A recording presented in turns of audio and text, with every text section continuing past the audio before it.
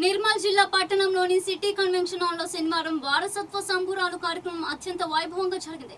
Retired IAS అధికారి పార్థసారథి ముఖ్య అతిథిగా హాజరై జిల్లా చరిత్ర మరియు సాంస్కృతికపై రచయితలు రూపొందించిన పలు పుస్తకాలను ఆవిష్కరించారు.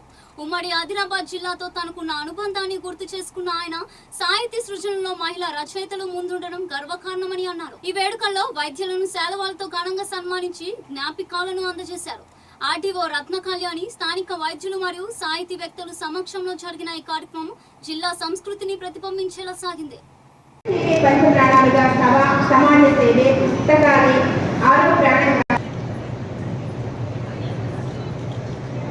డాక్టర్ దామోదర్ సహకారాలు అందించాలండి.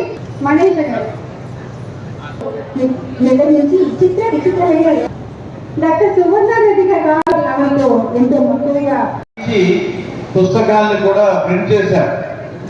నేను ప్రాజెక్ట్ డైరెక్టర్ హెచ్ఐవిఎస్ ఉన్నప్పుడు హెచ్ఐవి అంశం మీద అప్పుడు అమల గారు, స్వాతి సోమనాథ్, మమతా రవి వీళ్ళందరి సహకారం కవితలు కథానికలు రాయించి పుస్తకాల రూపంలో 2 పుస్తకాల రూపంలో తీసుకొచ్చాం.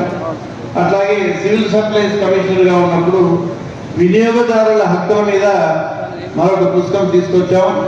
నేను ప్రిన్సిపల్ సెక్రటరీ వ్యవసాయ శాఖకు ఉన్నప్పుడు విత్తనం మీద కూడా ఒక అవగాహన చేసి వాళ్ళ ద్వారా ఒక మరో పుస్తకాన్ని తీసుకోవడం జరిగింది. ఈ రకంగా అంటే ఈ వేదికని ప్రభుత్వ పరంగా కూడా ఎన్నో అంశాలకి వినియోగించుకోవడం జరిగిందని సందర్భంగా తెలియజేస్తూ, దీంతో చాలా విభాగాలున్నాయండి.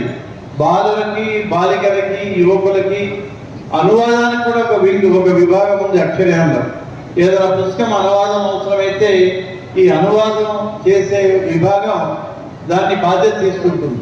అట్లాగే కళ సంబంధించిన అంశాలని చూడడానికి కూడా ఒక విభాగం ఉంది. ప్రతి సంవత్సరం అంతర్జాతీయ మహిళా దినోత్సవము, మాతృభాష దినోత్సవము, లేకపోతే మాతృ దినోత్సవం, ఈ రకంగా బతుకమ్మ కానీ వివిధ పండుగల సందర్భంలో కూడా ఈ కార్యక్రమాలని చేసి రచయితలకి, కవయిత్రులకి రకరకాల పురస్కారాలు ఇవ్వడము అక్షరాన్ తరఫున జరుగుతూ ఉంది.